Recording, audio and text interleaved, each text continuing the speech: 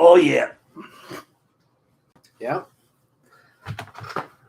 Right. Did I get me a one? What the fuck? I mean, no. You bitch. There we go. That works. Just in case I wasn't sure if Dingy was working.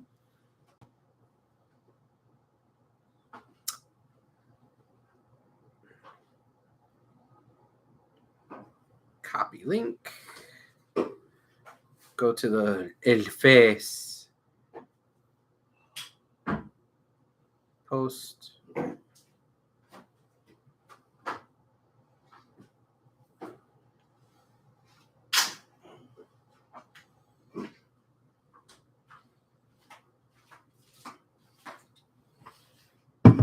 Oh, yeah. Oh. We are previewing Extreme Rules. Yes.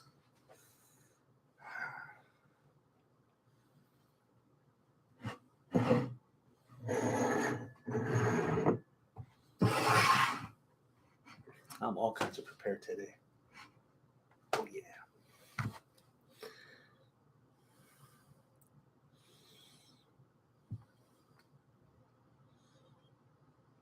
Hey, there's the alert. You get an alert? Yeah, I did. All right, sharing it in the news feed. Let's go back. Yep, Users Radio. Let's look at posts. Oh, did it not do? Did it do? Did it not do? It did. It done did do. Mm. Oh, damn it.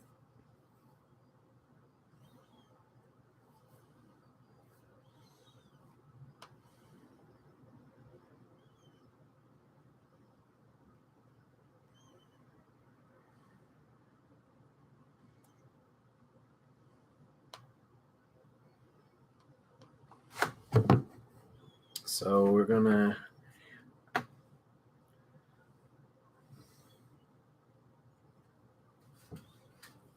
let's see.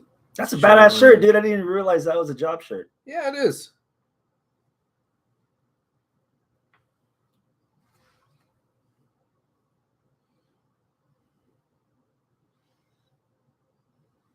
Damn it. Okay, PRE. I can't spell.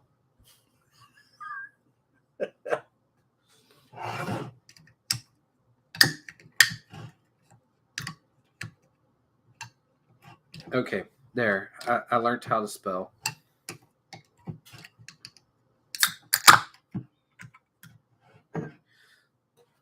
So you ready? You good? Almost.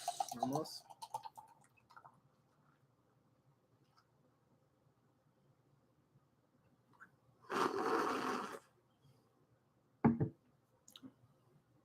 Whenever you're ready. Okay. Live from the landing strip in Houston, Texas, is the 407th edition of Houston Wrestling Radio. This is Abel. This is Chris. And thank you so much for tuning in. This is a very, very special edition of Houston Wrestling Radio. Our season premiere. Wait, right? Well, not necessarily a season premiere. I mean, I guess so. Kind of. If you want to count this as a season. Everyone else is a season premiere? I guess, yeah. Well, it's our 10-year anniversary show. We've been doing this for 10 years. You've been doing this for 10 years. I've been doing this you've been doing this for what? 9 and a half. 9 3/4. Something like that. We brought you in a little late. Yeah. Yeah. 10 years, y'all. Wow. 10 years that we've been doing this. I can't believe it. Should have stopped at 7. Yeah. Should have stopped at 4. COVID kind of like, geez. Yeah. Yeah.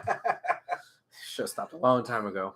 Yeah. But yeah, we've been doing this for 10 years. So that's pretty cool. I was very dumbfounded when you mentioned that to me, Chris. No idea. It's like, hey, isn't this our anniversary? Maybe. So yeah, forgot our anniversary, but yeah, we've been doing this for 10 years. You You crazy son of a bitch. Cheers, brother. Cheers. Thank you for sticking around. Thank you for all the 1 to 2 people that actually tune in. Yeah. If you are watching us live, thank way. you so much. You could log into your YouTube account. That way you can chat along with us on the live chat. I'll have you pulled up on the handy dandy smartphone and try to involve you as best as I can in the show. So feel free to say hi, wish us well on our anniversary, fact check, ask questions, talk shit, whatever. I'll see it, and I will try to involve you as best as I can in the show. If you're not watching us live, that's okay. You can still interact with us on Facebook, facebook.com/Houston Wrestling Radio, or just, drop a comment down below here on the YouTubes. Also, don't forget to like, subscribe, turn on the notification for the bell, all that good stuff. That way you know whenever we're coming on. Twitter still? Facebook still? Well, yeah, Facebook. Yeah, I said our Facebook. HWR YouPorn channel. Oh, we show new moves every week. Hey, Pop. Yeah. Pop. So, the 3-handled credunzel is coming up next week. Credunzel? Yeah. Not a credenza. No. Credunzel. Yes, credunzel. Man, it's been a minute. Yep. If I were to ask you just up front, what would you want to talk about first as far as news? Sammy. Okay, let's start with Sammy. Sammy. Fucker. Go for it. So, Sammy. Did you sing that? So. I caught that. Sammy said some shit. He's his mouth kind of got himself into a little bit of trouble by publicly tweeting things. So I guess it's not really his mouth, it's his thumbs, but whatever. Yeah, he tweeted, and the tweet wound up pissing off Andrade, El Idolo. But I remember seeing something where somebody said that tweet wasn't intended for Andrade, that it was intended for Daniel Garcia, that it was supposed to be like a kayfabe thing, the tweet that kind of started the whole snowball. And since Andrade was the one that spoke up, the theory was, well, the shoe fits. And if you're going to speak up, well, you're a tough guy wrestler. I'm a tough guy wrestler.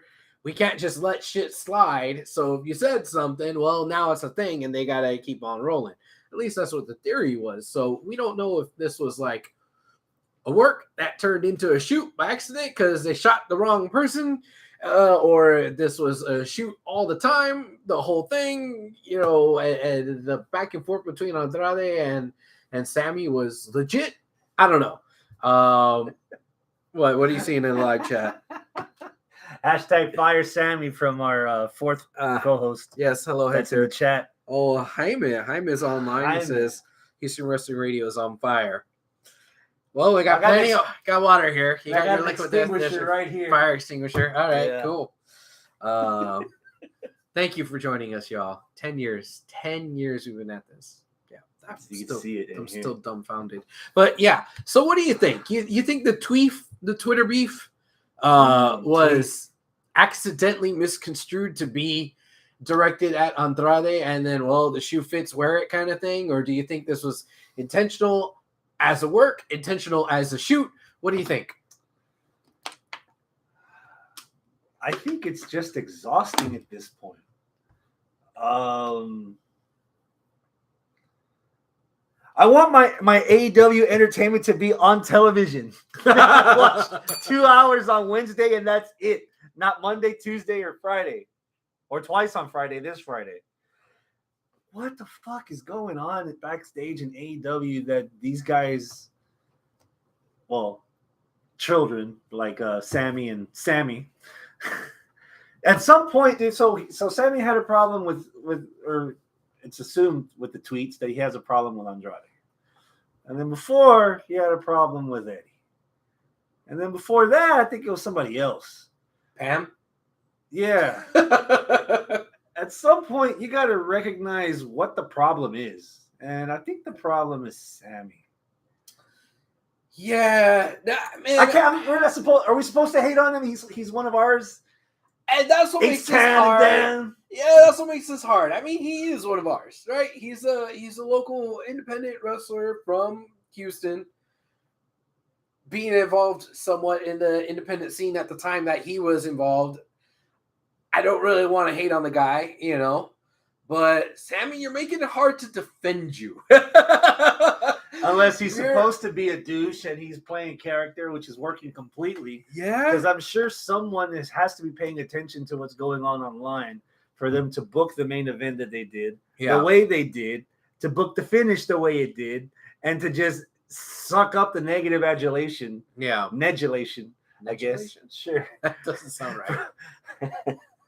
From the audience that is that for whatever reason in Washington was completely aware of everything that was going on. Yeah. And was extra booing Sammy. Yeah. They put a little mustard on that one. Which he's a heel, and if they're trying to get heat on him, it's working. Again, with that audience that is like supposedly smarter than everyone else. Yeah. Well, I mean, it's working. Though, if this was a work, it's working, if that makes sense. Yes. You know, if it's a work, if they're just trying to really use the backstage shenanigans as a second layer of kayfabe, if they're that smart about it and they're really doing that, they're doing a damn good job, because it's now translating to the ring. I remember having a conversation with Dupron. Probably shouldn't have said that, but I was having a conversation with a local indie wrestler while we're driving to. Was he super? Yes.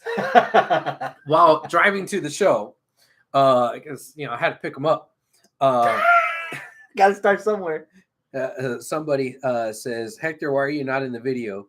He says, "I got some work to do at home." Yet you're in the live chat, you asshole. You're so busy, but you can't make it to the show. Huh? Is that AEW's newest signee? I've never seen that person. Tanahashi. Tanahashi. Ooh.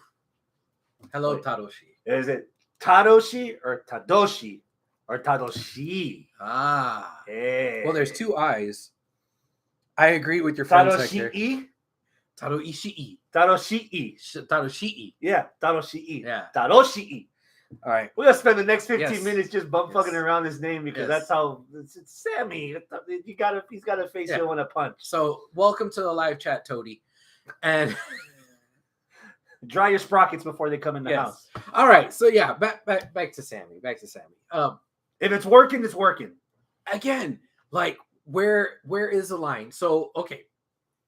Was the MJF stuff a shoot that they turned into a work? Or was it a work all along? Because at some point in that whole thing, there was workage. Because did MJF work himself into a shoot? Well, at some point, I think he shot himself into a work. Right. Anyway, let me get back to my. Sorry, I'm getting jumped. I'm getting confuzzled here. So back to what I was trying to say about the conversation that I had with Dupron. Conversation I had with him was that the stuff with Punk, because again, I'm trying to do all this conspiracy theory stuff about is it a work, is it not a work, right? I'm trying to talk to him about it. Yeah. Hey, what do you think? You're an actual wrestler, right? What do you think? And he says that a point that was brought up by Cornette is something that ringed true with him. Is that rang true? The banker over here rang true with him. Is that none of that drama translated to the product kayfabe in the ring. It didn't. I know, but it didn't translate into a match. It didn't translate into ticket sales. It didn't translate into T-shirt sales. If anything, it hurt the business a little bit. And I agree with you with the yet part, right? Because it was the same way with MJF. The MJF didn't translate into ticket sales and this and that, whatever, because MJF was gone, and it was the whole yet. So, but that was his perspective as an actual professional wrestler. That's what he was saying. No, this is all shoot, and it's messy, and AEW's not controlling their people, and it fucking sucks because Tony Khan can't hire good people to control the people. Yeah, and it's just like a black eye on the product. I might be going a little bit more to the Eric Bischoff instead of the Jim Cornette way, where it's like any publicity is good publicity. Controversy creates cash. Because while, yes, that Dynamite after the Punk stuff, the main event, the ratings tanked. But the ratings at the beginning of the show were fucking high. Right? So wanted to see what the repercussion was going to be. So I'm not saying that they were successful at what they were trying to do. I'm just saying that's what I think they were trying to do. That all of it is a work. Now, of course, there's all this tribalism right now in the IWC where if you say, oh, something in AEW could be a work, now all of a sudden you're just, a fart mark AEW guy that's just trying to, convince yourself that the ship isn't burning and that you're sitting in the room with the entire room on fire and you're like, this is fine, and that's it. Like, I get it. Am I a fan of AEW? Yes. Do I want it to be a work? Yes. But do I think it's a work too? God damn, I think it's a strong possibility, and I'm not sure 100%, so I don't want to say, yeah, fuck you, it is a work.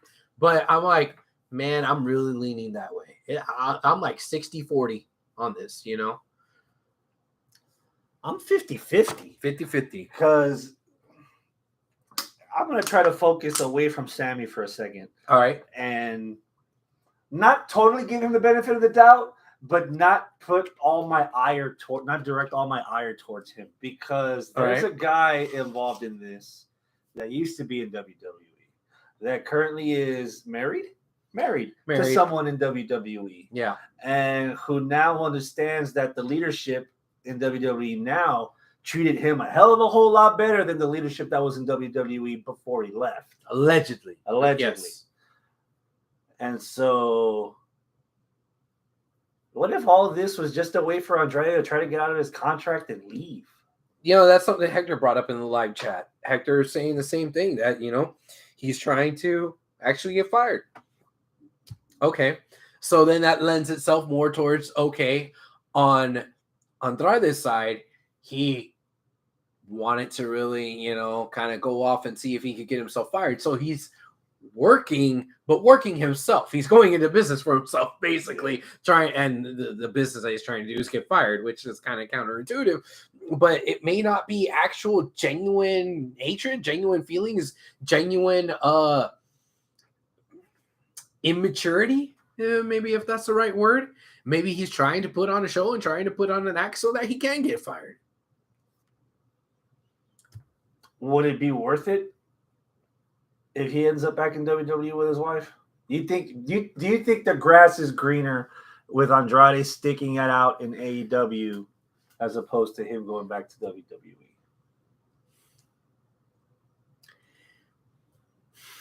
He's not a top 5, top 10 no, he's not. Talent in AEW. No. He certainly won't be top 5 or top 10 in WWE. In WWE. He's only going to be top 5, top 10 in Mexico. And I hate to say it because we're both the brown. Right? But I don't think he's going to become the next big thing going to WWE, staying in AEW. I mean, do you have a shot maybe in Japan? Maybe. Los Ingobernables de Japón was a big thing. Now he's in La Facción Ingobernable. Yes, thank you. So they're trying than him. Yeah, they're trying to, retread it a little bit. So I don't know if that can work going back to Japan. But going to Mexico, yeah, he'd be a top dog in Mexico. So, yeah, I don't know. Yeah, but if a tree falls in Mexico and no Americans hear it. I mean, the Mexicans ¿Hace ruido o no? Sí, para los mexicanos. Nomás los mexicanos. It only makes sense to the Mexicans, which is fine. You could make money. You could be a legend. Like, you ask anybody from fucking Minnesota, they were like, oh, goddamn, Hulk Hogan, he's the greatest wrestler ever. And they don't know anything about Blue Demon or El Santo, But you go down to Guadalajara, oh, man, El Santo is a god. Yeah. He's more than a saint, And they'll be like, oh, yeah, Hulk Hogan, he's cool, but he's not El Santo, El Santo mero mero. Yeah. So, and it's the same in Japan, dude. Same in Japan. If it wasn't for the Bullet Club, nobody would know who the fuck Tanahashi is, And I'm not saying Tanahashi is bad. Tanahashi is a great, phenomenal fucking wrestler.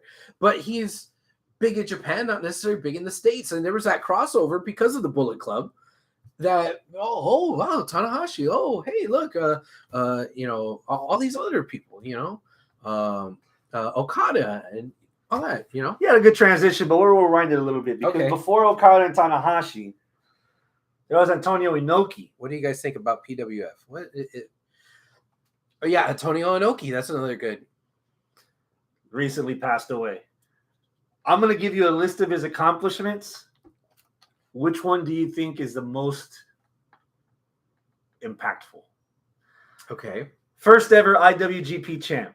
Okay. 12-time world champ. Uh-huh. WCW Hall of Famer. WWE Hall of Famer. Successfully negotiated the release of Japanese hostages from Saddam Hussein. And the creator of New Japan. And a little nugget that Corey Graves dropped on Raw on Monday. They actually finally acknowledged that Inoki beat Hogan for the WWF title, but the WWF never recognized it. Right. Out of all that, what's the most impactful? It's got to be getting the Japanese folk out of Saddam Hussein? Yeah, Saddam Hussein. I was going to say Iran, but that's Iraq. Right. Yeah, getting them out of there. Because that's real life shit. You're a wrestler turned politician and you're doing real life international shit where you're actually saving lives. Come on, man. That's above anything that could happen in the ring. But if you're just talking about his wrestling career, I would have to go with actually establishing New Japan. Like it's one thing to win titles and be the first ever title holder, but when you actually make the company, you're talking about significance. That is significant. How does that differ from Jerry Lawler in Memphis, Vern Gagne in AWA, Von Erich in World Class Championship Wrestling?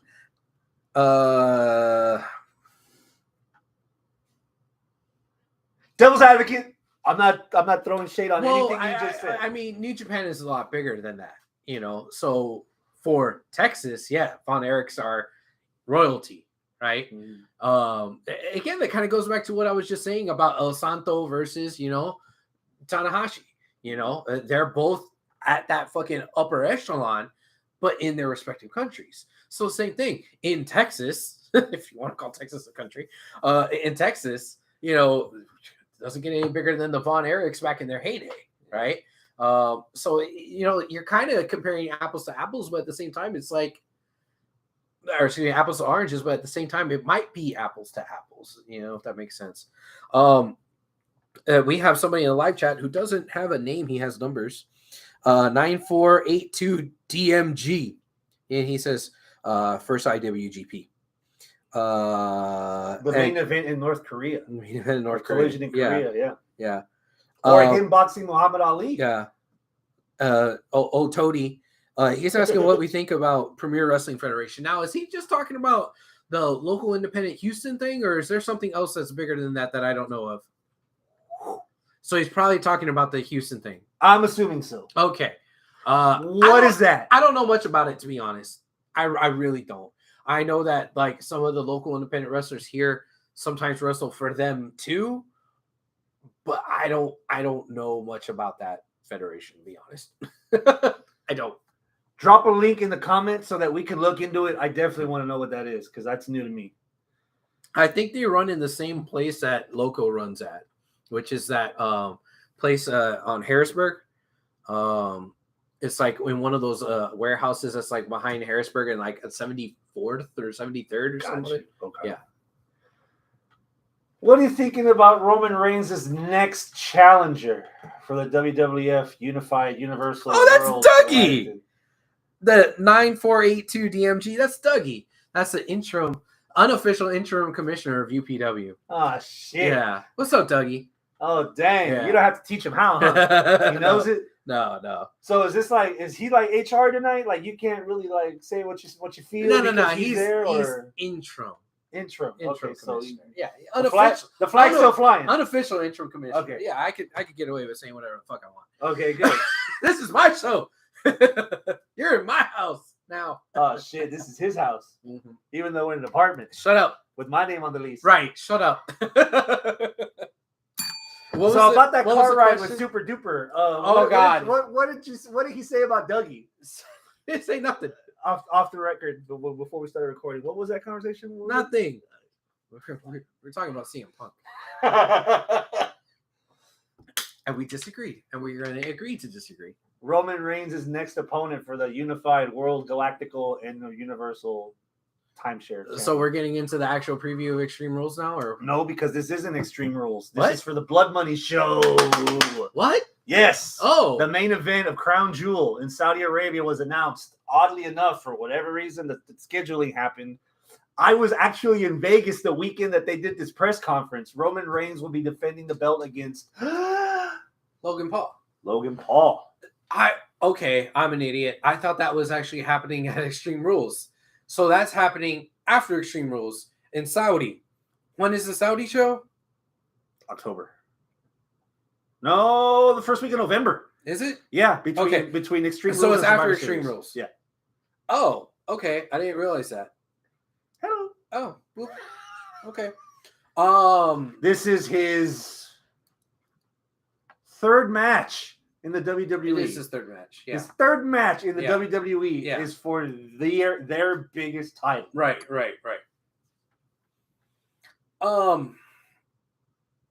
Good for him. Good for Logan Paul. Good for him. But in the grand scheme of things, this doesn't fucking matter. Because these main events and big title changes and big matches at these shows that are in Wales, in Japan, in Australia, Saudi, in Australia, nothing's changing. Nothing's happening. It's a super duper souped up house show, right? So while Logan Paul versus that's cool, but Kofi versus Brock was supposed to be real cool, and it was just a squash. Why? Because ain't no way Kofi's winning anything. So until we have a actual title change of significance, which I thought is what we were going to get at Clash of the Castle, but until we do, I'm not taking these title matches super seriously. Other than they could be really cool exhibitions.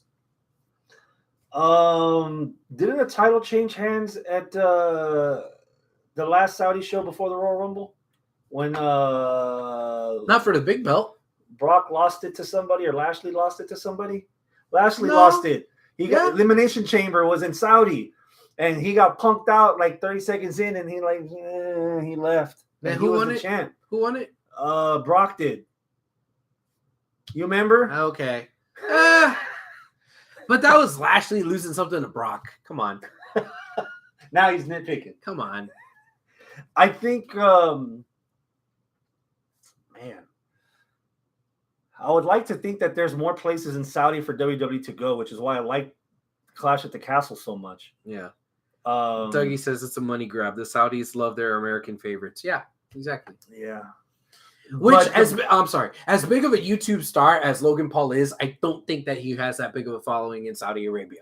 I could be wrong, but I don't think he's going to be that big there. We have to double check some of those YouTube clips because we talked a lot of trash about, man, Goldberg's old. Goldberg can't move anymore. It's 2 spears and a jackhammer and it's done. But then you go on YouTube and it's got like 20 million views in 48 hours. And you're like, well, I guess somebody likes it. No, you're right. But we're still talking about the world of wrestling. Yeah. While, yes, Logan Paul has had a good showing the last couple of matches and he's really taking it seriously and that's very respectable. He's a lot different than Goldberg if you're talking about wrestling fans internationally around the world. Gotcha. What brings eyeballs to the product when it comes to Logan Paul isn't wrestling fans. It's the dirty casuals that have already followed Logan Paul from his actual YouTube career of doing crazy shit on YouTube.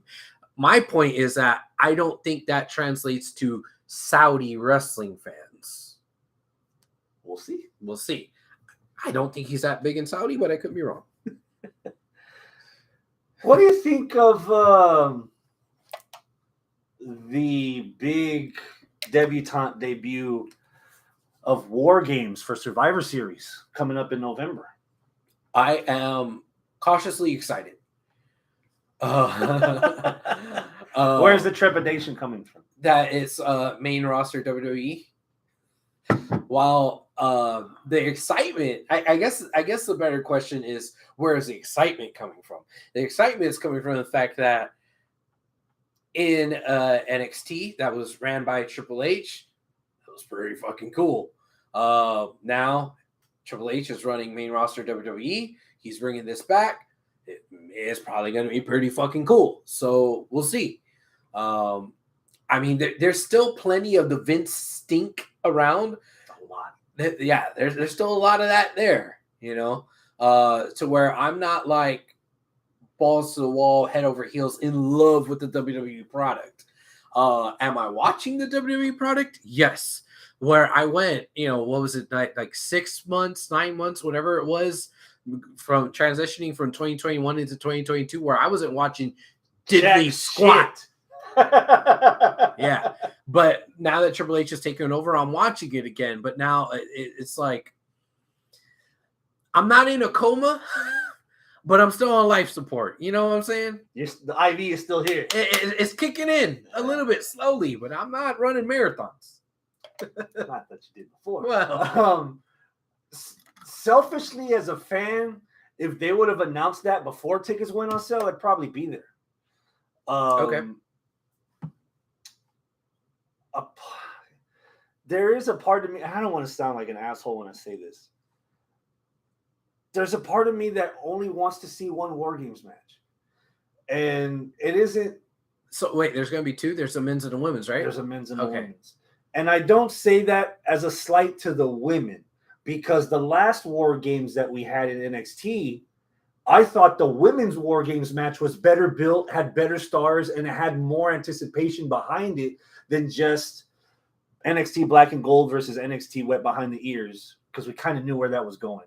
Okay. The women's one, I was like, man, if this is the year that if we only have one War Games match, let it be the women, let them have the main event, give them the moment to shine. Okay.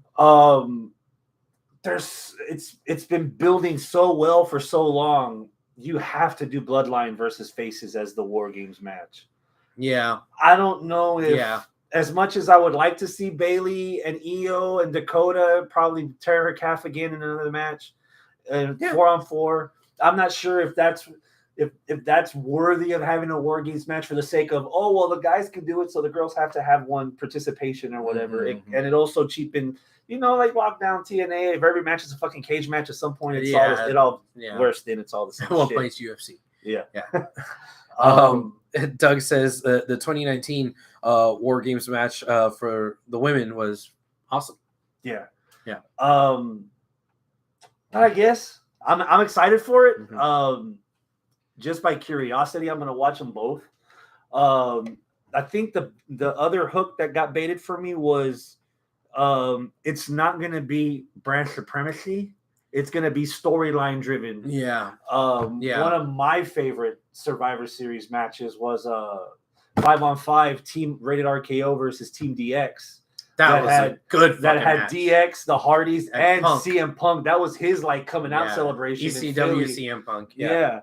WWE I'm getting ECW. goosebumps right now just remembering that shit. Yeah, that was really cool. Yeah, that there had been years from where the old school Survivor Series format had gone away. Mm-hmm. There was the one anomaly of the Deadly Game tournament in '98. It's a deadly game.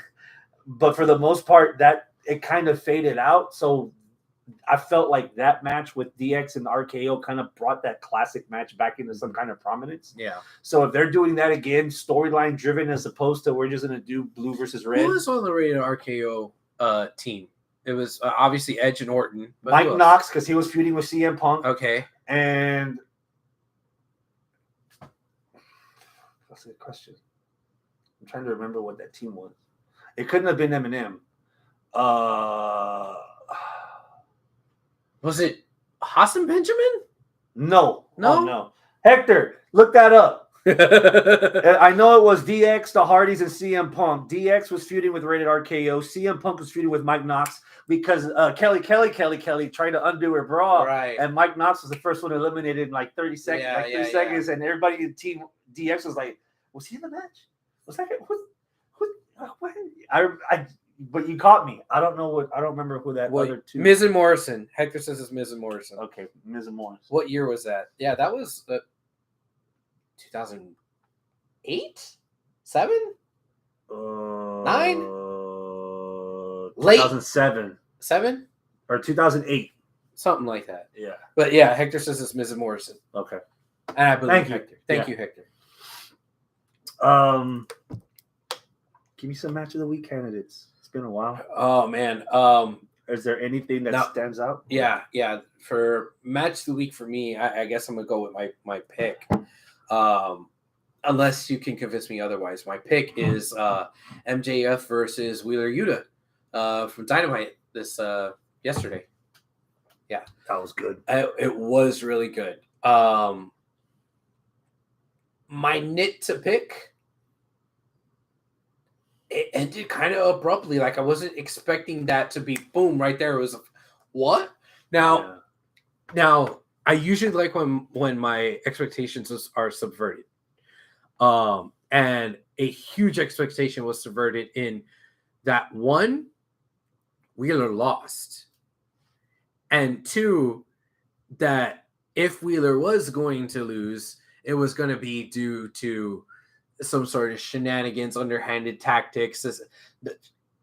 No, that's not what happened. Again. He lost and tapped to MJF.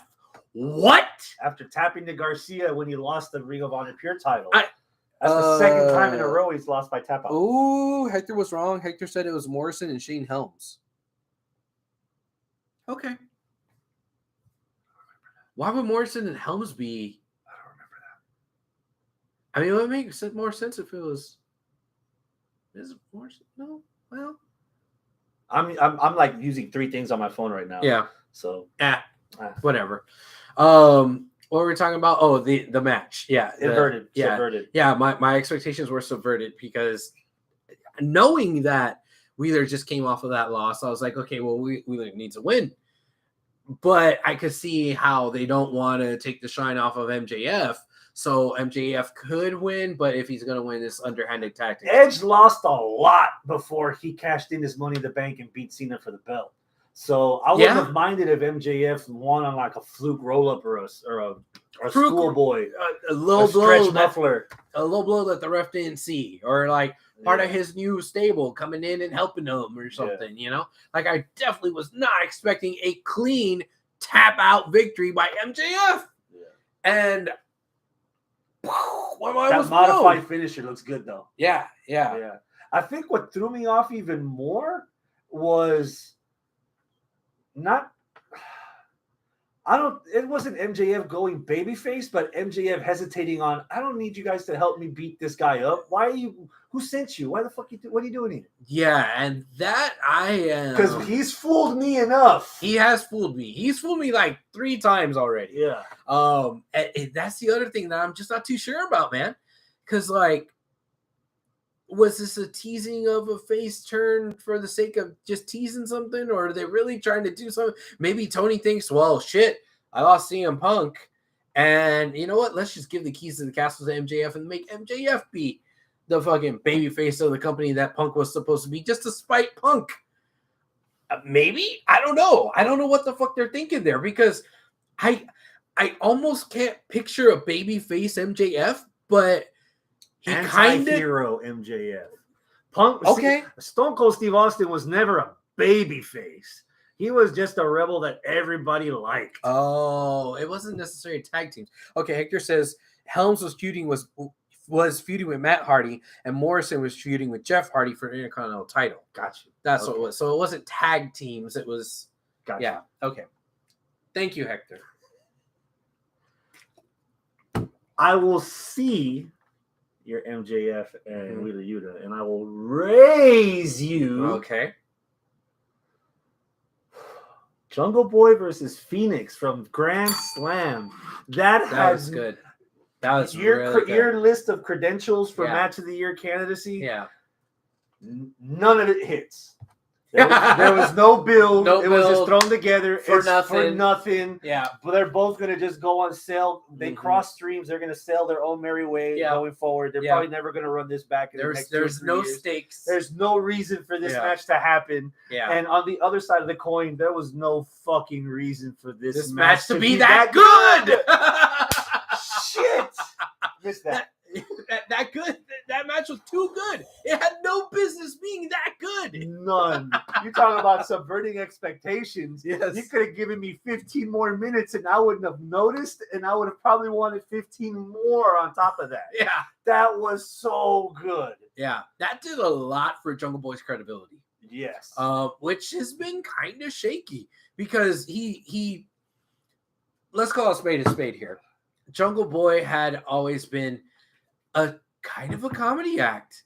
Jungle Boy, Marco Stunt, and Luchasaurus. It was like, look at that, it's the little one. Oh, it's the kid. Oh, and he has a time. Wait, there's an even littler one. The boy and his dinosaur. It's so it's funny. And then they gave him the theme song that just fit. It's like, oh yeah, that's great. And I'm not saying funny don't equal money. Funny does equal money. I like funny wrestling. Goofy shit is cool. I'm with Simon on this one. Simon from One Culture. Give me the goofy shit. I like the goofy shit. I do. But you only get so far in wrestling on that. You don't become, world heavyweight champion just based off of funny. You got to be funny and something else. When we're talking about DX, when we're talking about The Rock. Kofi Kingston answered the chat. Kofi? What? I mean, because you funny doesn't equal money. I mean, he threw pancakes and gyrated like a damn stripper. Well, good. That was the next one I was going to say. Yeah. New Day. But they weren't just funny.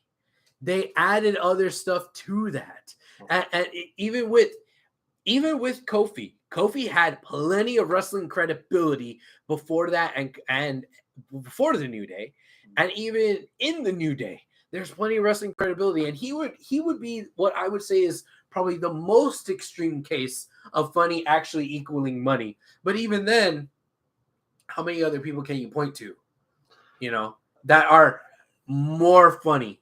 The closest thing was that split second that you thought, man, Santino could leave Elimination Chamber with a fucking belt. Because he was so good. Yeah. And the point is, you're trying to turn Luchasaurus heel, and you're trying to make this big feud with Jungle Boy and Christian Cage based off of, avenging my family, avenging my dead father, and I'm going to grow up and I'm going to show you the bully who's the old guy. There's nothing about that story that fits a funny character, right? Your character sometimes has to fit your story sometimes has to fit your character. And there's nothing funny about the themes of the story that they're trying to tell, right? It's supposed to be serious. So Jungle Boy's presentation during that feud leading up to the whatever you call what happened at All Out, that wasn't him becoming serious or trying to shine a different light on him for you to see him in a different way. Yeah, that's what I'm saying. This is gone, and that match too, both gone a long way to add to the credibility of, hey, this guy is more than just a comedy act. He's got the wrestling chops, and boy, did he fucking go with Rey Fenix. That's definitely probably most likely not going to top what we have on our match of the year list so far, which is that 6-man tag of United Nations against the Elite. Yeah, I don't think so. But goddamn, it gave him a run for its money, because I told you in that chat as soon as that match was over, if we're going from ding to ding, I could make the bells. Yeah, and again, there's nothing that I should be bragging about. I was able to catch that match commercial free. Yeah, and it. if we're at the end of the year and we're doing our year in review episode, and you bring that up as an honorable mention match, I'm not going to scoff at it. Yeah. Right. I think with AEW we have plenty of honorable mention matches. I still want to try to do the argument that I tried to do on our last episode, which is, we preemptively switched our match of the year candidate for AEW. So I maybe we should have gone with Punk and MJF with the dog collar, but you shot me down then. I'm sure you're gonna shoot me down now. But put a tack in it. All right, I will come back to it if you remember. Okay. If your want for it to be on the list is that strong, then it should remain strong when we come to it at the end of November, December. Parao, así. Sponsored by Blue Chew.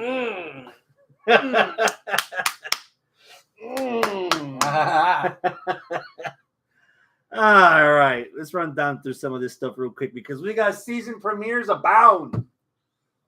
All right, Friday, Smackdown.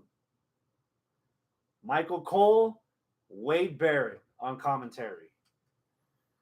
What do you think of the new commentary team? I like it. I like that team a lot.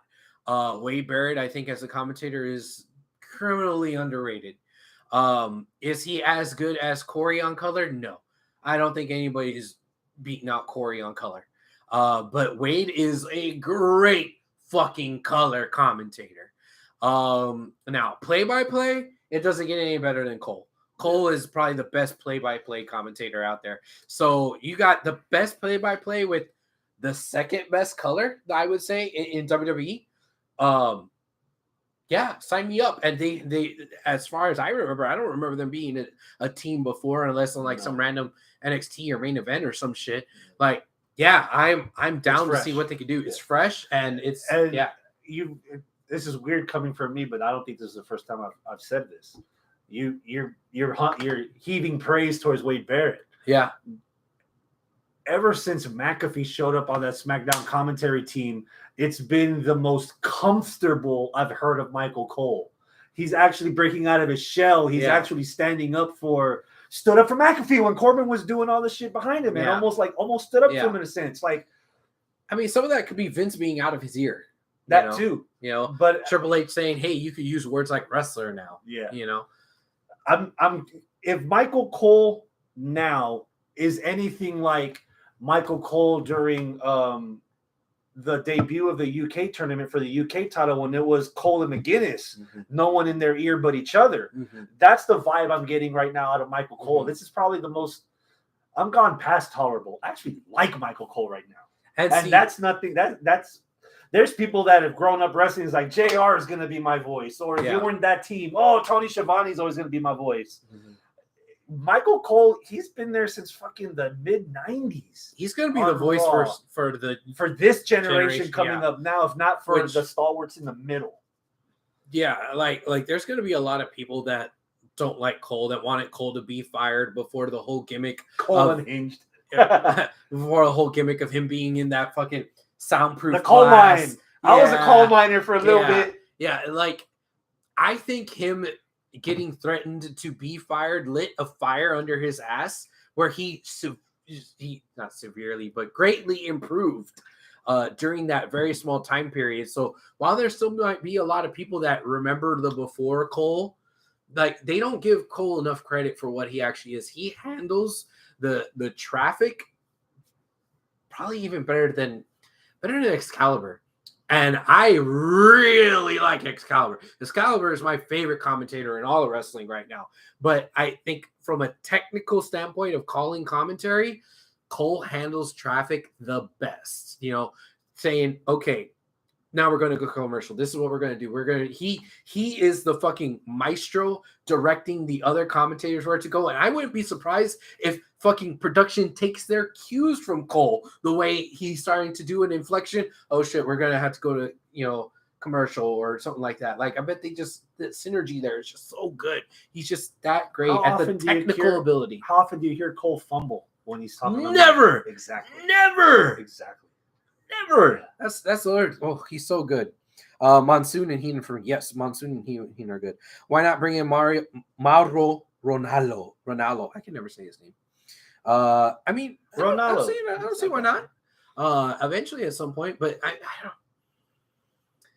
See, I used to really, really, really like him, but then something just didn't work because I think he started drinking his own Kool-Aid a little bit too much. And he started being himself turned up to 12, whereas I I don't 11's need you. max. Yeah, 11's 10. max. Like he kept trying to do the cutesy pop culture references and really shoehorn them in there. It was shoehorning references that not every Yeah. wrestler. He was shoehorning references, and I hate to say this in a negative way, that was leaning towards casuals as opposed to people that watch the show every week.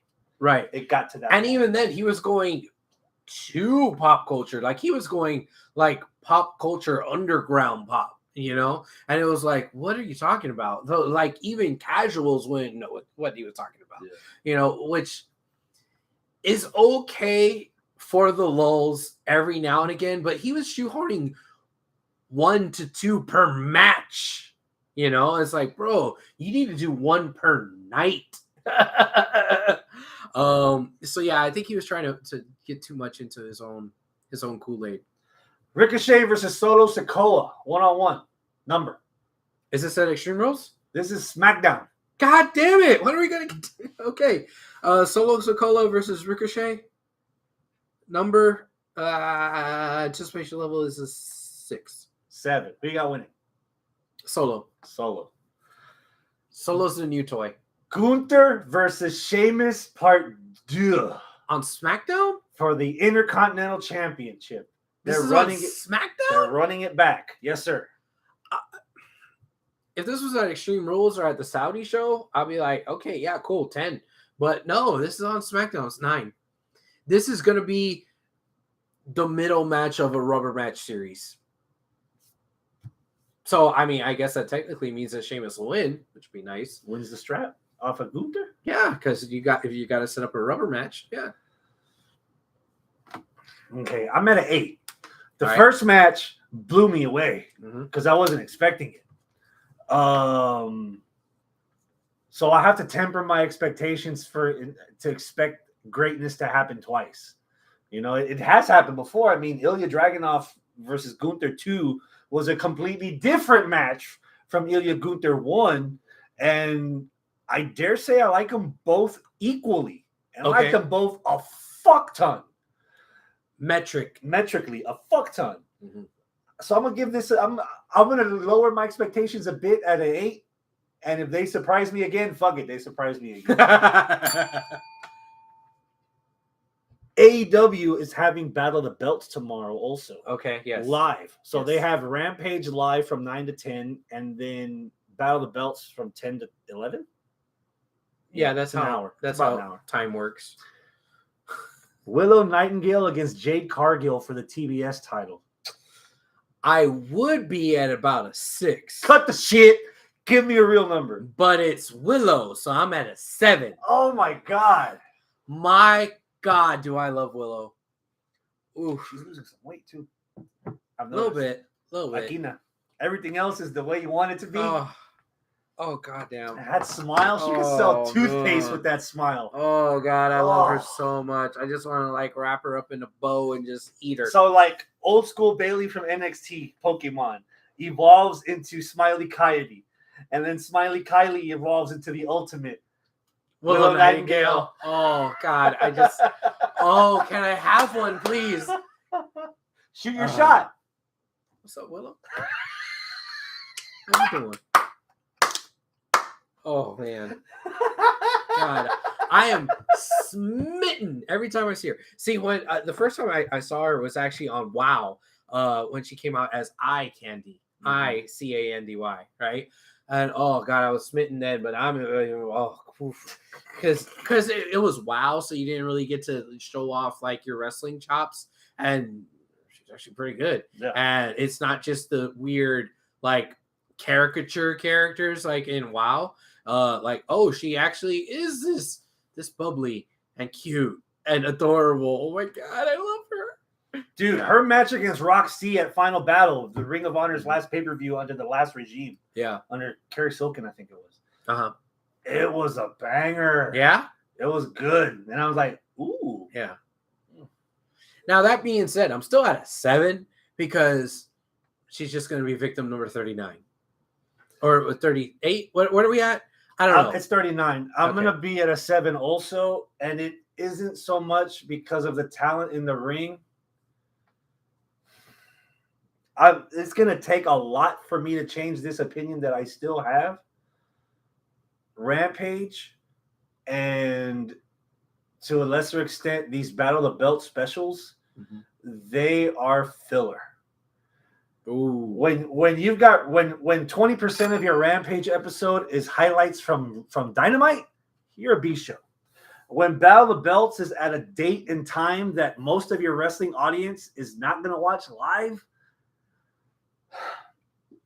in your hand, in your opinion, the 5 most popular characters in AEW right now, whether it's a person or a team counts as one finger. FTR, MJF, Mox, Wardlow. The 5th person is Jade. That really depends on who you ask. Well, it's because of the fault that she's not on every Wednesday night that a lot of people's opinions, Jade's not at that number 5. Okay. But when that baddie squad first started and people were showing up every week trying to be a part of the group. And she was I don't know why they got rid of that gimmick. I don't know. No, I don't know why. Like FTR and Jade aren't on that show every week. I don't know why they got rid of that gimmick, man, because that was a killer gimmick that got people excited. Hell, when I went to Vegas, part of the reason to go into Vegas that Porsche wanted to go was because she wanted to see if she could get a part of the baddie section.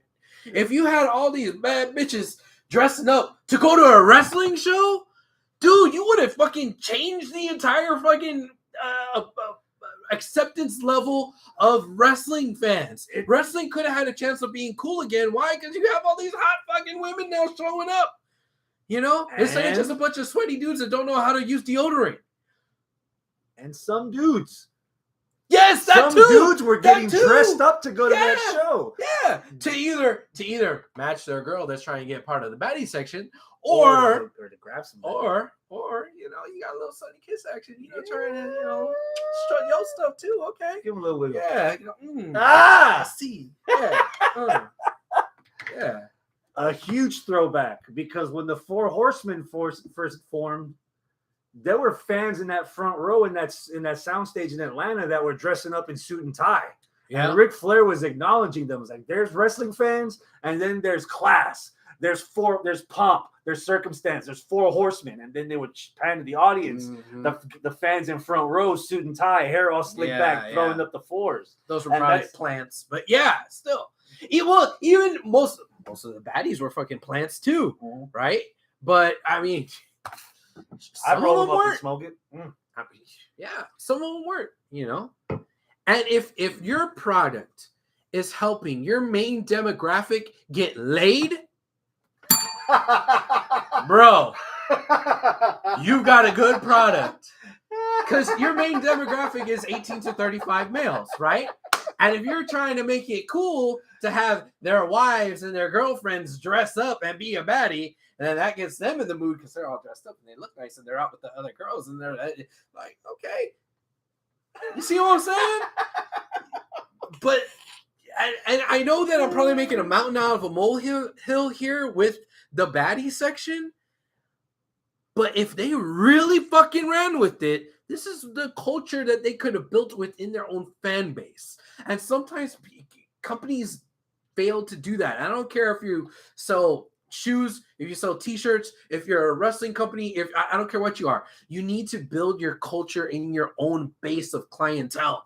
And that's something that sometimes companies don't, we'll save that for later. Companies don't realize, right? That you influence your fan base, you influence your clientele. And if you could influence your clientele and make them what you need them to be, then it benefits your business. A lot of businesses think that, well, the culture is out there and then we service that culture. No, you can influence that culture and then you service back by bringing those dollars in. And that's something they could have done with the baddie section. Sorry, off my soapbox. The reason I threw up my twos at you was because we did twos. Because that's probably how over for women the baddie section could have been an equivalent to guys in general doing the scissoring. Yeah. Because that was just organic. It was something that hadn't been done before or in such a long time, as far as like Dude, you'd want to buy a ticket to go to fucking Dynamite if you know there's going to be at least 1 or 2 rows full of sexy women that are fans of wrestling, that like what you like, and are looking at you like, you are not a snack, you a fridge, because you as big as a fucking fridge, you know? You don't want that. Yeah. I just now would be a perfect time to reassess the pieces that Tony Khan has and reflecting off reflecting off your quarter-hour ratings and see what's working and what isn't, and you need to highlight your young stuff. Fuck you, Hector. Jade, Wardlow, FTR, Jungle Boy, MJF, Mox, because he's still getting, he's still pulling. You need to highlight that on your big Wednesday show every week. Hector in the live chat. I don't even want to look. Just tell me. Can't wait for when Captain Insano comes out, and then we have a bunch of people in the crowd dressed as water boys. Fuck you, Hector. Yes, let's make some more fucking nerds in the audience. Yeah, that's high what quality we need more. H2O. Yeah. Pac versus Trent Beretta for the All Atlantic title. 4. I don't care. 6 on paper is going to be good. Pac is great. I've never been the biggest Trent fan. I like Best Friends as a stable. I don't necessarily like any of them as individuals, with the exception of Orange Cassidy and Statlander, if you count Statlander, but she's not with them anymore. So nah, like Trent is not that attractive to me, and neither is Chucky T. And I don't mean that like, oh, they look good. I mean like, I don't presentation. I don't gravitate to them. Everything. Yeah, I don't gravitate to them when they're the best friends and they're the comedy goofy, like, oh, we hug and we're best friends. Like, okay, that's kind of cool. But by themselves, they're a little milquetoast.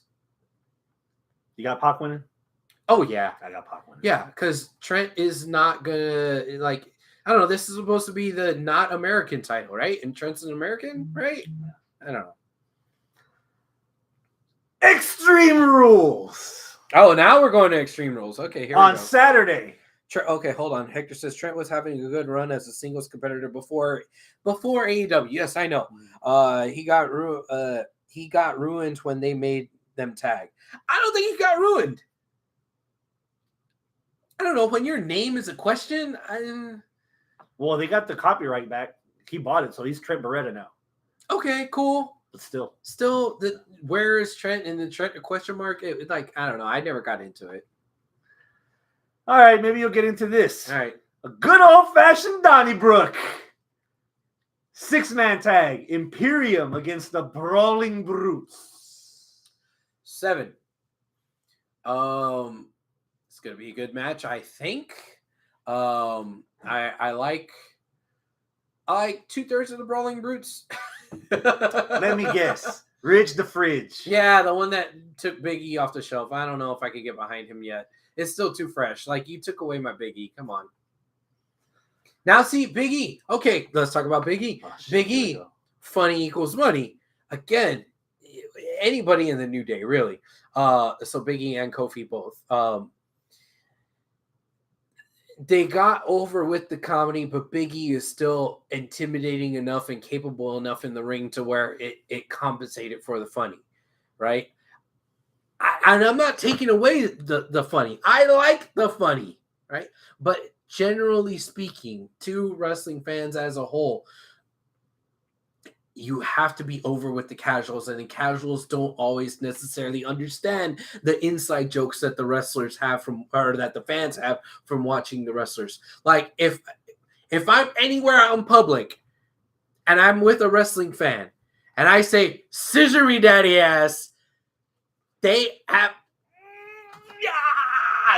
no idea what the fuck's going on, and they think we're fucking weirdos. I hate right? to agree and they with don't you. get it. I hate to agree with you, but I was gambling in Vegas a few weekends ago with my nephew, and I broke him out of his shell by doing the scissoring handshake. And the people were staring at us like, are they gay? They high-fived us, but when we were doing it, they were looking at us like, yeah, they're both autistic, I think. Yeah. So I get what you mean. Well, I get what you mean. yeah. Donnybrook, give me a number. I did. Oh, 7. Who's winning? Imperium. Because Sheamus will have been winning the title. 7. I've got Imperium winning. You had your slight about Rich Holland. I've got my own little quirks about him. Okay. However, credit where credit's due. Sheamus turned that fucking team around. Okay. I would have never thought people would be cheering for either Pete Dunne or fucking Rich Holland. There was a clip that floated around on Facebook over the weekend, 30-second clip of the Usos are trying to do something to Ridge, and Ridge slowly selling. He lifted both of them over his shoulders, and then he squatted and dumped them both and cleared it. Wow. And I was not expecting the pop that he got from that crowd. Was this at a house show or something? No, this was SmackDown. Oh, okay. This was the opening match of SmackDown. Okay. I don't remember that, but and saying this with the Big E stuff aside, good for both of them on getting over, because I didn't think that was gonna work. You know, Pat McAfee had his little catchphrase of "It's fight night, baby," and Cole kind of tries to fill it in when he's not there. Yeah, but it's boss time. Yeah. The best thing about Sasha being gone is that I don't have to hear Cole say it's boss time. As much as I gave Cole all the flowers earlier in the show, it's time to stomp on a couple of those flowers. God damn it! If Sasha shows up, I hear Sasha's music and Sasha and Naomi come out, I'm going to pop. But the second I hear Cole going, "It's boss time," I'm like, God damn it! I wish you stayed gone. Sasha or Cole? Yes. Hector in the live chat says, have Butch join Imperium and get his name back. Pete Dunne.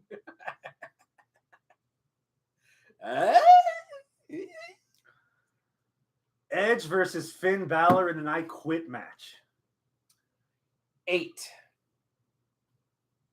Explain. This probably could be a 9 on paper. But the more interesting stuff that's going on with Judgment Day isn't with Edge, and it isn't with Finn. It's with Dom. Mm-hmm. Right? Like, I want to see where we're going with Dom and Rhea Ripley. I think us as wrestling fans got what we wanted, because that was that backstage promo with Ray, and Ray's like, you know what? All along, I didn't think he was really my son. God damn, I want that. I want that so bad. It happened. Yeah. And if they're going to go with it, fuck it. Go full bore. I want them to. That's what I'm saying. I want them to go full bore with it. Oh, man. It's literally. That's going to be great. It's definitely the most interesting Dom has been since he's been on the main roster. Here's his Dom say, just because you put me on the ladder and you had a match for me doesn't mean you're my real dad.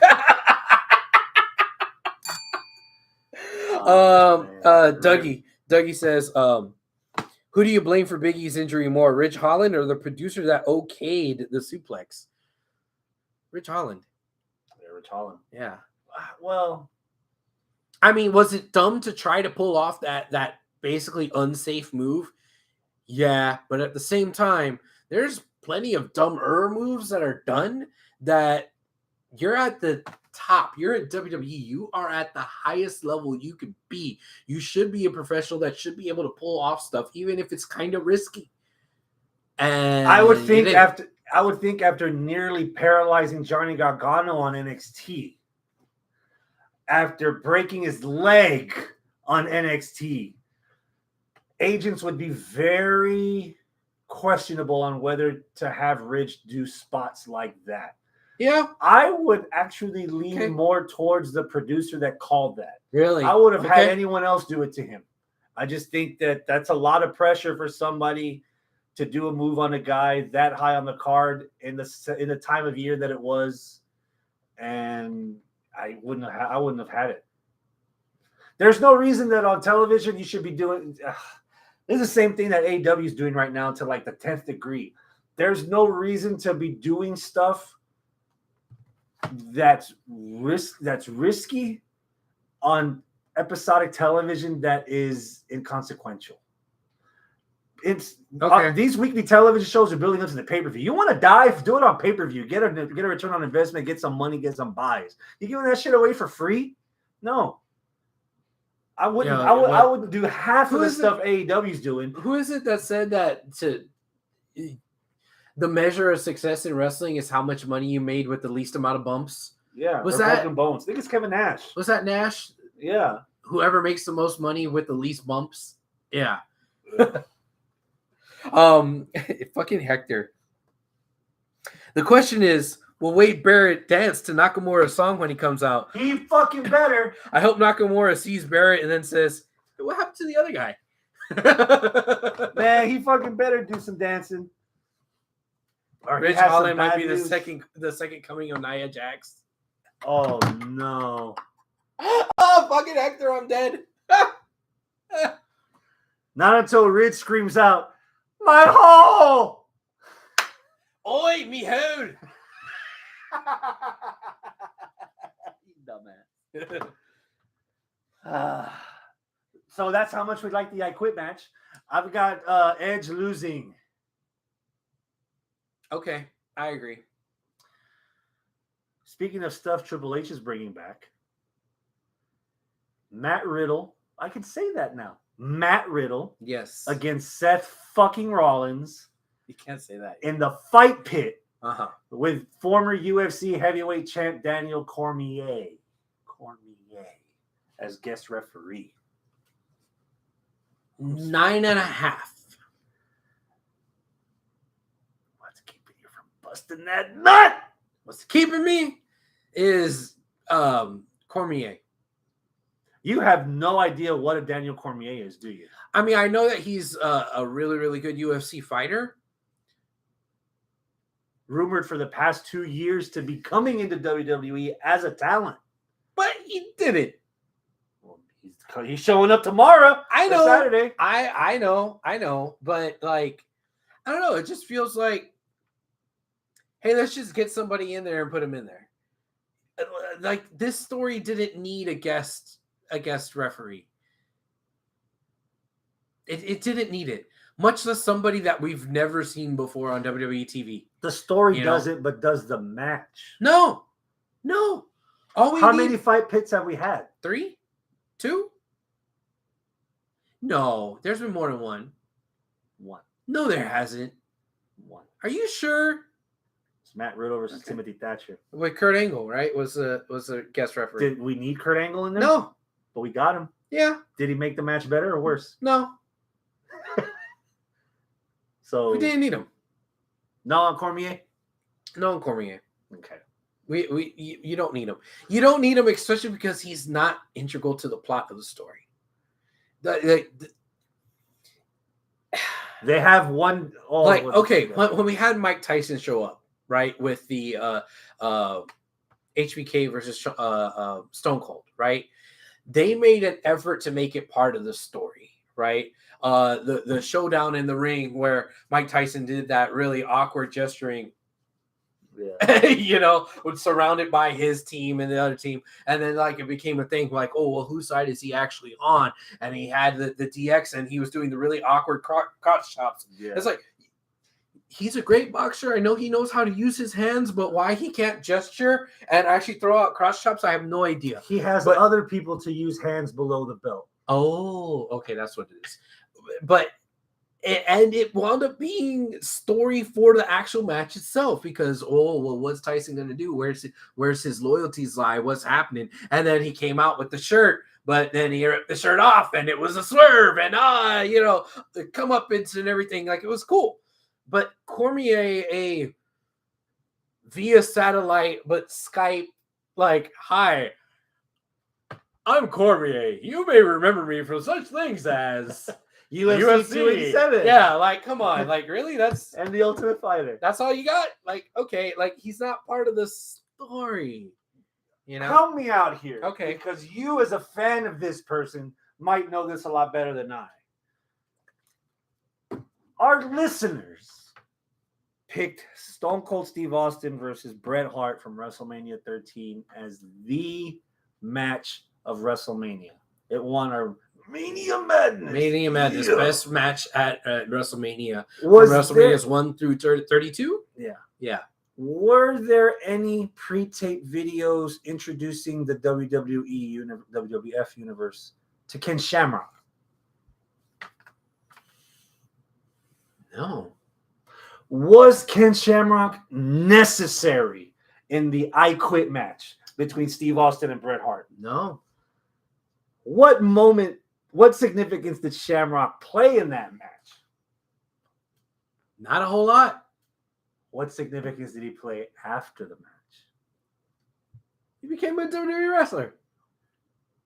Even before that, Okay, what are you getting at? Hart was beating up Steve Austin because Steve never gave up. Mm-hmm. The referee stopped it. Which And is that's Shamrock. when Shamrock did the waist lock slam and threw Bret Hart over and solidified himself as, I'm next. You want to fight somebody? You fight me. Okay. And then bang, off to the races we go. Okay. I'm looking at this as like Cormier is going to do something that's going to push the door wide open for him to become Daniel Cormier, new WWE superstar. So then give me a number. What's your anticipation level for this match? Because I'm at a 9.5. what's keeping you from busting that nut of 10? I didn't watch the first match in Clash at the Castle completely for me to be invested in the continuation of this. Okay. Daniel Cormier is bringing me up because I'm curious what he's going to do, or if he's an acolyte of Seth Rollins. Or is he going to just buddy up with Matt Riddle because it's the thing to do if UFC guys, but the MMA guys buddy up? Although Brock and Riddle have not been buddies. Yeah. And who knows? Maybe there's stuff between Riddle and Cormier from UFC that we don't, as wrestling fans, aren't privy to. That maybe there's still some hate, there's still some shade, unfinished stuff going on that end. Mm. And the other thing that's keeping me is the placement of this. Because if you remember the Fight Pit match with Riddle and Thatcher, Yeah. that main evented an episode of NXT, which was 90% live up until that match. That match was aired taped because they had to set up the Fight Pit. More importantly, they had to remove all the ropes. That shit takes time. Yeah. So is this going to be a match that's going to be pre-taped inside an empty arena? Because remember, it was during COVID. It was also during an empty arena. Or is there going to be a nice 15-minute video package and some backstage interviews or an introduction to Cormier while they do everything? Or is it going to be like the fucking Lion's Den where it's in the corner away from center? That's going to look kind of weird. It might not even, I don't know. There's a lot of intangibles of having a live Fight Pit match on pay-per-view as opposed to doing everything taped where you can actually cut stuff up and move stuff around. Sir, I think you underestimate the speed and the sheer volume of people in the rigging and crew production side of WWE.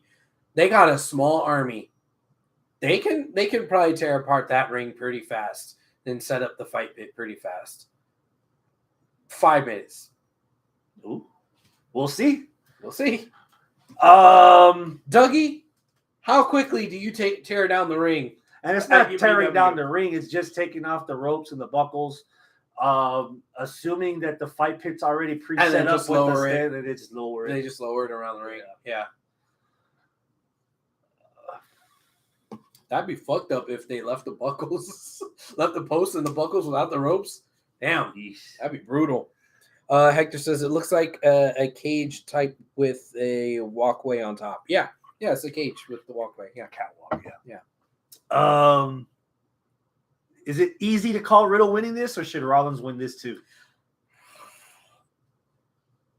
I want Riddle to win it, and I think Riddle should win it, and I think Riddle is going to win it. Because Riddle is a very astounding 0-1 in the fight pit. Yeah. And what's his record against Rollins? 0-1. 0-1. Yeah. Okay. Yeah, he's doing. What's the Texans' record right now? Well, 0 a lot. And they have a tie somewhere. I'd rather them have lost all their matches, all their games, instead of have one tie. Fastest we ever got the ring is set up at the show was 45 minutes with 4 of us. That's what Doug said. For the UPW ring. Okay. That's pretty Fuck close. it. I've got Riddle winning. Yeah? Yeah. Okay. Drew McIntyre versus Karrion Kross in a strap match. Give me a number. 8? I don't know where I really stand yet with Karrion Kross. Like, I was excited that he came back. I was excited to see Scarlett was with them. I'm not excited about him taking out Drew. And I know that was established and we had plenty of time to build it, but I don't feel like, one, he's that big of a threat to Drew, and 2, that it even matters if he wins or loses this, because the sites weren't Drew. It was to be past Drew and on to Roman, but he kind of has to get through Drew. Why? Reasons. Wrestling. Okay. Yeah. So I don't think this match matters. It's like a speed bump for Kross. So who's winning? Kross. Kross has to beat Drew. Yeah. Which is why he's not. Oh! I've got Drew winning this. Oh! Yeah. All right. Willing to bet that they have close to 30 people to build the pit. Yeah. At least. Yeah. I've got Drew winning. I'm at a 7. I hate stipulation pay-per-views because this is their first actual match against each other, and it's a strap match. Yeah, that's another part of it too. That Doesn't doesn't make need to that much be. sense. Yeah, it doesn't need to be a strap match. Yeah. That should have been on SmackDown. That could have main evented your SmackDown, and you could put Gunther versus Sheamus for the title of the pay-per-view and move and do the freaking 6-man tag on SmackDown. Okay. Yeah, 8. I got Drew winning. Okay. Co-main event. Liv Morgan, Ronda Rousey, Extreme Rules for the SmackDown Women's Championship. I'm gonna go with an 8. I am a little bit higher than what I think I would be for this match because a lot of the shine, a lot of the luster for Ronda in my eyes is gone. Tell it to them. I'm gonna take a 60-second timeout real quick. I'm sorry I had to do this to you. Talk to the audience. Yes, we're so professional here, as you could tell. Make sure you close the door so we don't hear you taking a piss. Anyways, yeah. Some of the luster of Ronda Rousey is just gone for me, and I was one of the biggest proponents of saying that, yeah, Ronda Rousey versus Becky, I want to see it. And when a lot of people were jumping off of the bandwagon of wanting to see Becky versus Ronda, I was thoroughly riding that bandwagon. And then the match happened, and it was cool. And then Rousey went away, and she just, said that wrestling's dumb and that wrestling fans are dumb, and she doesn't want to be a wrestler, but she is. And was it a work? Was it a shoot? Does she just not know how to cut a promo right? I don't know, man. It sucked. And while she has improved, hello, Chris. While she has improved, I don't know if I don't think she's grown, if that makes sense. As much as I wanted it to happen, I don't see Liv Morgan as a viable, believable women's champion yet. So you thought I was talking about Liv. I was talking about Ronda. What? Yeah. I think she's improved in the ring, but I don't think she's grown in the ring. Like, I think she's the same person that she was when she debuted. And I think might be character-wise. Here's the question. Grow into what? She was brought in as a former UFC women's champion. Yeah. She was brought in. She debuted in a tag match against Triple H and Stephanie. Yeah. She's already won the women's championship, and she's already main evented a WrestleMania. What else is there for Rousey to do? You know what's left? Rumble? No. She needs to be interesting. She's not interesting. She looks like she don't want to be there, bro. Right. I don't know what happened. She just she doesn't have that charisma that we saw that we thought would translate. Which she kind of came in this. Yeah, she came.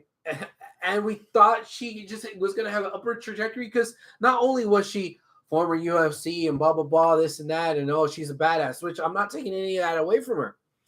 But part of the upside, the upperness of her upside was that she wasn't going to be just Brock Lesnar. Because Brock Lesnar, UFC guy, and he was boring. He didn't do anything. He didn't have any charisma. He didn't have any personality. Now he's a farmer. Ronda, on the other hand, Ronda was she's a fucking wrestling fan. She was a wrestling fan before she wanted to do UFC. In fact, she only did UFC because she wanted to be a wrestler. And you know what? She's friends with Roddy Piper. And Roddy Piper gave her the goddamn Rowdy name. He gave it to her. And the jacket and the blessing and everything. Like, oh my God. Skirt. Cool. Are we going to have a fucking Piper's Pit, but it's going to be Ronda's roustabout? I don't know, but I don't know. Is she gonna have like a charismatic talk show, and she's gonna be like this known for being a talker besides being a kick-ass person in the ring? And she wasn't. We're adding roustabout to the HWR fucking dictionary. Oh my God. Right now is not the time for Ronda Rousey to be fighting for the women's championship. Right now, there is a feud that could give you what you want. Give me what I want. Rousey versus Baszler. That would make both of them interesting. Right. That would be instant interest. Why? Because of the history, the Four Horsewomen of wrestling, which we've never got to see. The Four Horsewomen of wrestling versus the Four Horsewomen of MMA, kind of doing their thing together. We never got that. Scissor. Scissory. Yeah. Like we never got that. And you had the opportunity to do it and you never pulled the trigger. So what's the second best? Let the Four Horsewomen of MMA implode in wrestling. But no, that tease that we got was less than a tease. It was like, hey, you need to step your game up. Bitch, don't tell me to step my game up. Boom. Oh, and now we got a thing going. But no, it was like, oh yeah, you're right. I gotta step my game up. And then you didn't even step your game up. So it's like, come on, man. Like that was a nugget of story that went nowhere. AEZ9003, somebody else with letters and numbers, has joined us in the live chat, and he says, hello. Well, hello. If I'm not mistaken, that is a she. A she. Thank you for coming. Oh. Anna. Oh. Is that so? It is so. Oh. It has been willed to be so, therefore it is so. Ah. And they're so.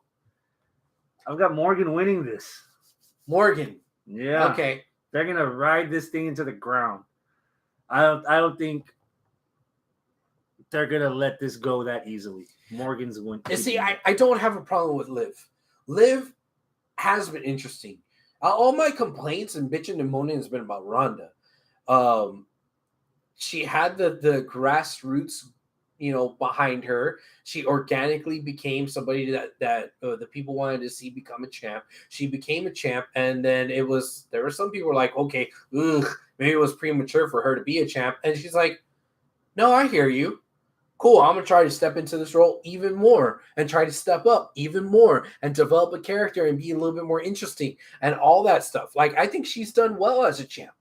And she's going up against what could be the toughest woman on the roster to wrestle against kayfabe-wise, right? So, Yeah, this tracks for Liv's side of things. Ronda is the one that I'm not enamored with. Gotcha. I think the only exception I would make is if you did have the gumption to put Ronda Rousey versus Shayna Baszler for the SmackDown Women's title as a co-main event in Saudi Arabia, would that be the catalyst of the Saudi regime to just let women for once do what women do without the shackles of the flavor that Saudi Arabia provides its people? Possibly. And I think it might be a little bit of an easier sell to do that than any of the American style used to be diva but aren't divas. Now they're women wrestlers. And the reason why I say it that way is because the whole reason why the Saudi people and the culture is against the women performing is, you know, part of their culture, but the part of the culture is that, oh, you're not supposed to be able to see women in that kind of light because they're supposed to be covered up because their sexuality is what is sinful to the male gaze, right? So if you put, you know, Liv Morgan and fucking Natalia. Lacey, well, not Natalia to a lesser extent, but like the women where their gimmick is they're cute or they're hot or they're sexy, right? If you put them on, then it's a little bit tougher pill for those people to swallow. But if you put two women in there that are real badasses from MMA who don't have, hey, I'm the pretty girl gimmick, you know, and their gimmick is, no, we are fighters, let us fight, and we really do fight for real in real life.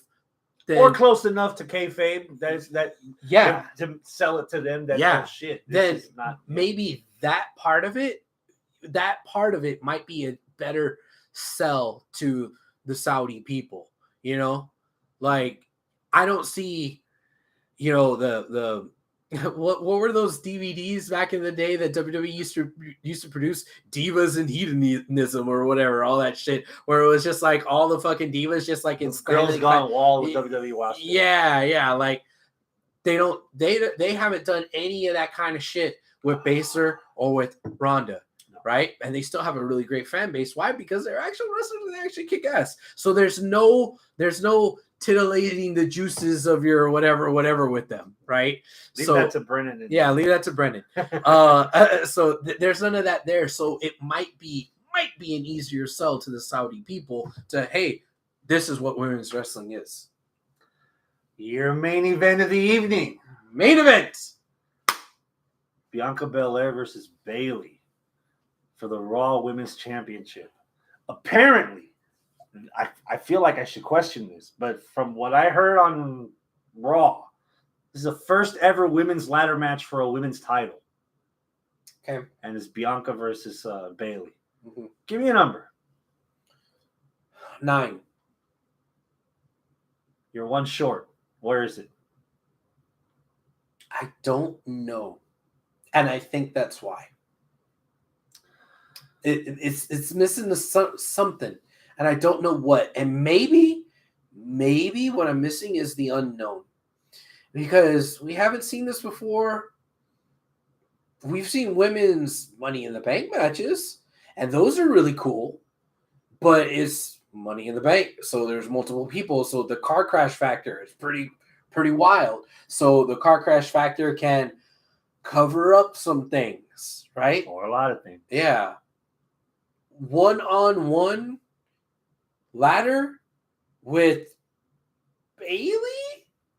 Not really known for high flying or using the ladder to an entertaining advantage, to high pleasing advantage. And Bianca?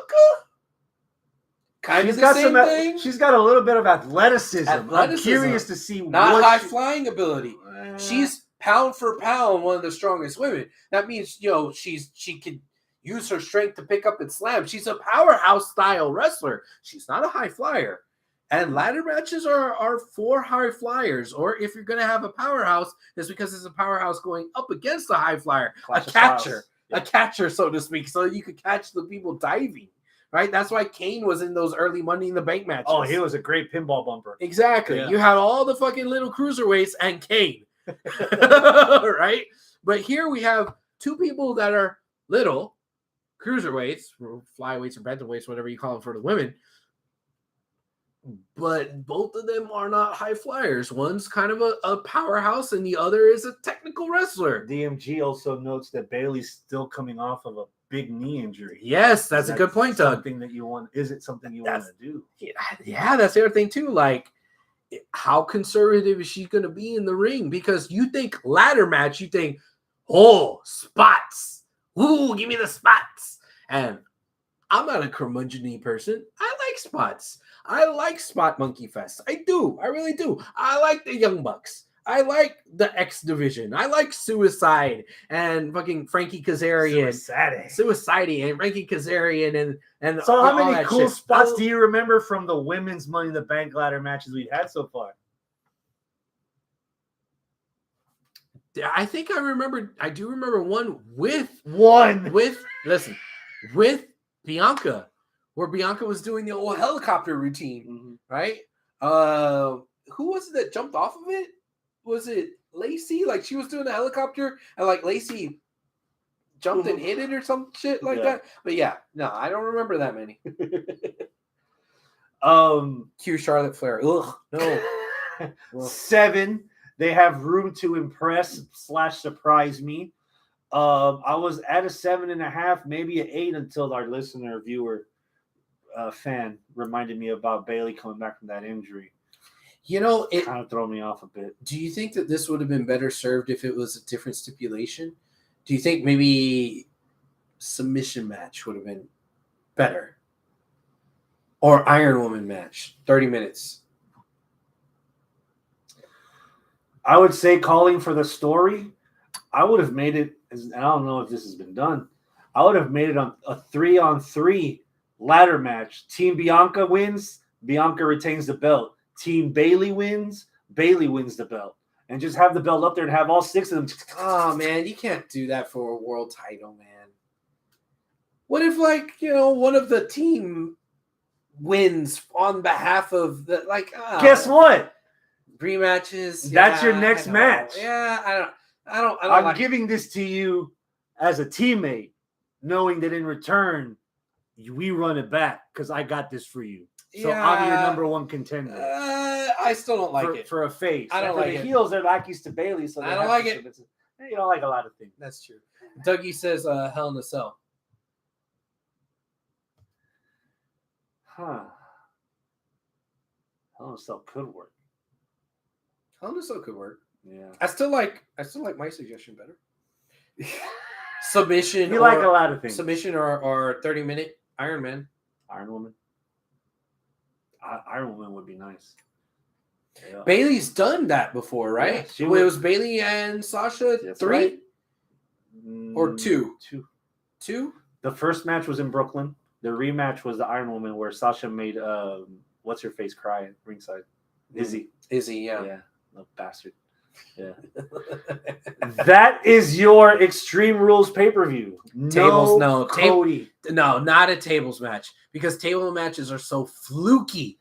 However, just like Sheamus proved, tables match is a good way for a champion to lose their belt without being pinned. Yeah. Therefore, the story moves on. Or you could just accidentally step through a table. Yeah.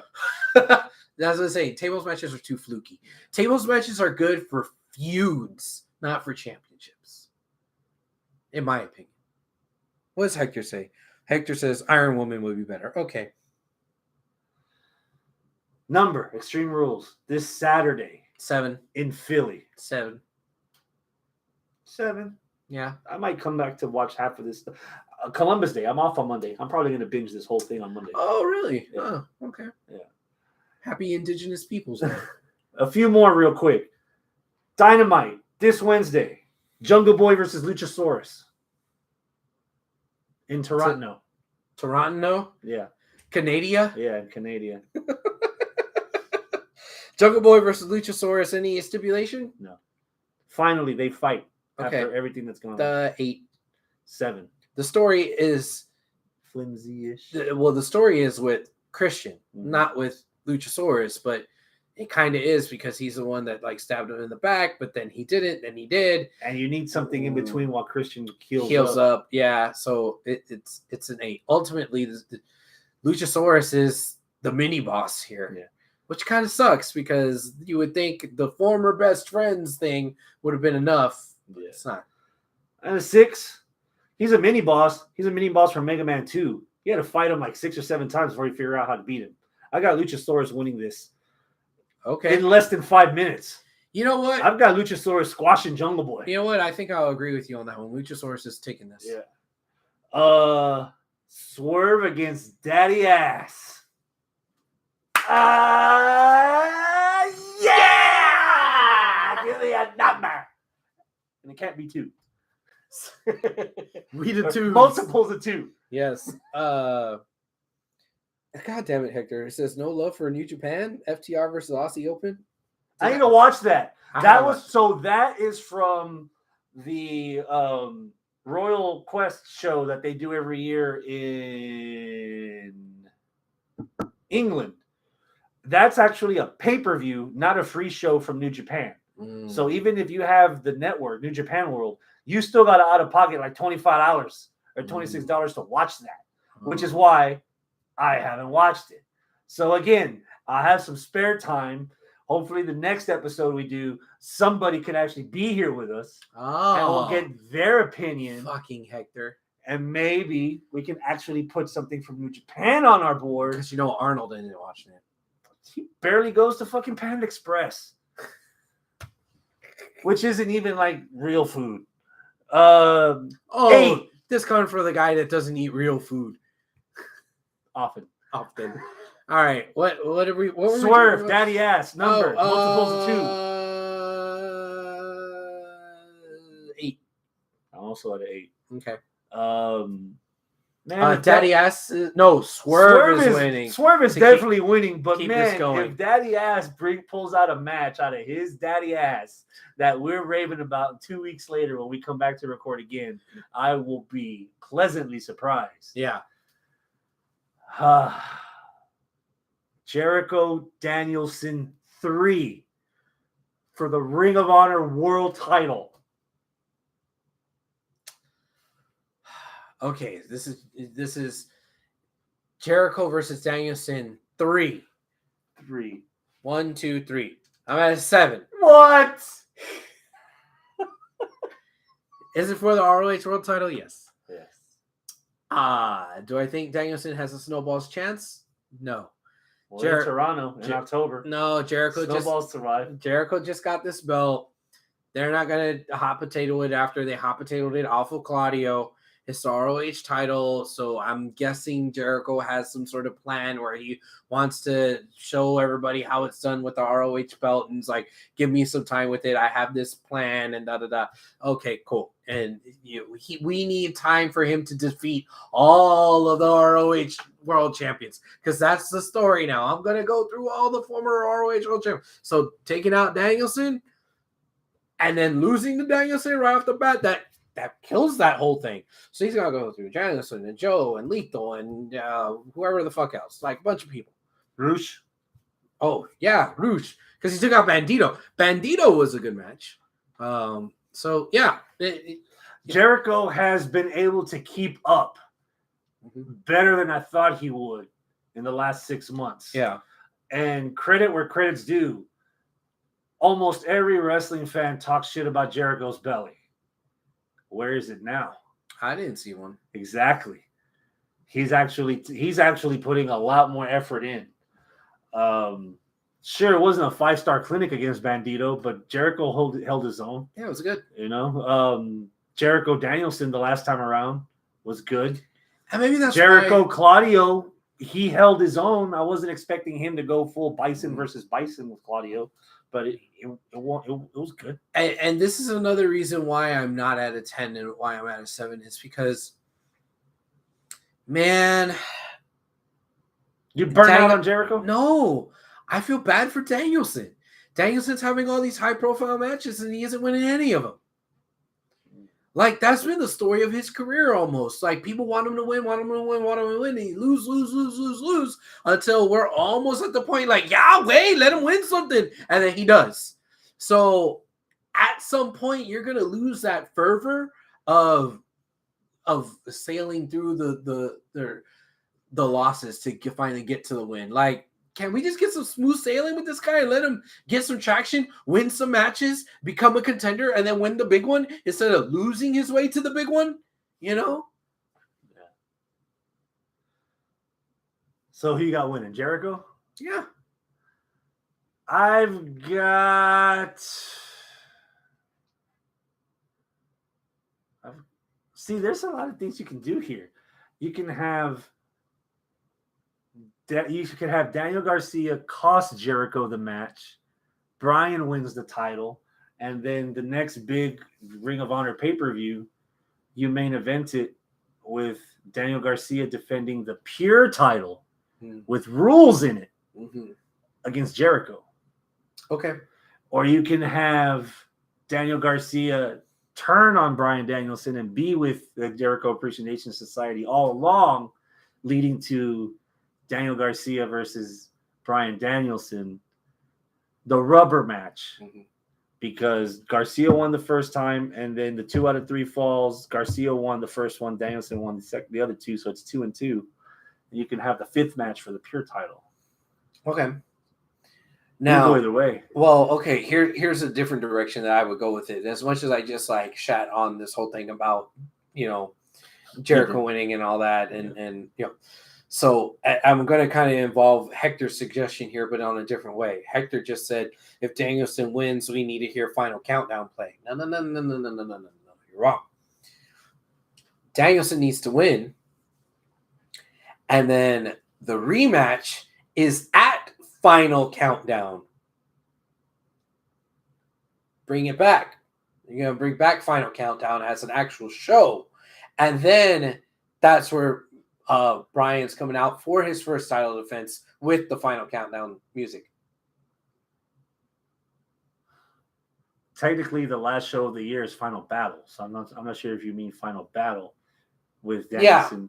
With Danielson coming out as the final, with the ROH one, the final whatever, yeah, Final Battle. But then he has the Final Countdown music. That sounds delicious. That sounds really good, actually. Yeah, that'd be a nice little tip to the cap for all the diehard Ring of Honor fans to have Bryan Danielson hold it one more time. What is Nigel doing? Is he still in WWE doing commentary after this commentary shakeup? No, because the NXT UK shows has been sunset. So what's Nigel McGuinness doing now? I have no idea. Either he's a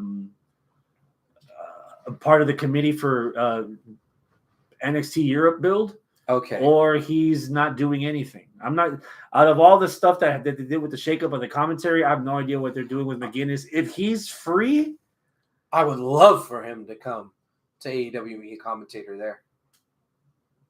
I would love to him to be a commentator for Ring of Honor only. That's what I meant. Like, come to AEW to be the ROH commentator. Ian Riccaboni, Caprice Coleman, Nigel McGuinness. Woo! Sign me up, buddy. Sign me up for that. Kill Rampage and make that 1 hour on Friday be Ring of Honor television with those 3 on commentary. That could probably draw as much ratings, if not more, than fucking Dynamite. Yeah. That is it. Okay. Except me are working this weekend. Yeah, no. Before we get to that. What? There was something really big that happened that we didn't talk about. Uh-oh. And I know this might be a little premature, but we had a holiday yesterday. Oh, yeah. National Scissoring Day. Yeah! Everybody take a drink. Yes. This might be premature, but if we nominate matches of the year all the time, when we go to our final year in review episode, one of the other categories that we do is segment of the year. Now, I absolutely loved, even on a second viewing, the segment of the National Scissoring Day thing. It was fucking hilarious. It was great. This was the best promo I've seen Bowens do, because usually it's Caster doing the rap and that's it. But Bowens, man, he was on fire there. It's pretty cool. I like the format with it was the politician thing. They were in DC. It made sense. But then Caster turned it into a church thing, and like, what? Like, it was just funny. So no, I really liked it. Any flashbacks of the DX promo? Yes. That DX promo. This Monday is supposed to be the season premiere of Raw, and it's the DX 25th anniversary. Yes. Yeah. You're right. No, I'm excited for that DX reunion, even if it's going to be without Daddy Ass. I mean, everyone else is going to be there, so I'm fine with it. And I fully expect somebody to say something kind of smart-assed about Daddy Ass not being there, or Billy not being there, but then they say is I don't know, something. They're going to say something that's going to make you pop. So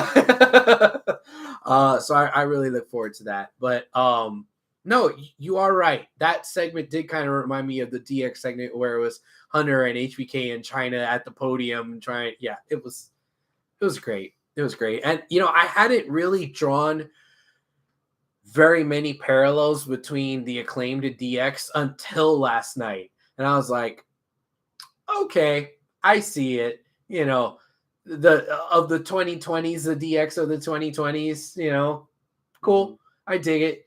I just want to give them their flowers for that one.